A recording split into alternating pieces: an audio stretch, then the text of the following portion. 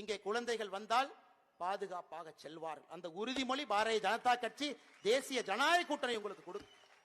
பெண்கள் வந்தால் பாதுகாப்பாக இந்த யாத்திரையிலிருந்து வீட்டுக்கு போவாங்க. அந்த உறுதிமொழியை பாரதிய ஜனதா கட்சி தேசிய ஜனநாயக கூட்டணி உங்களுக்கு கொடுக்கும்.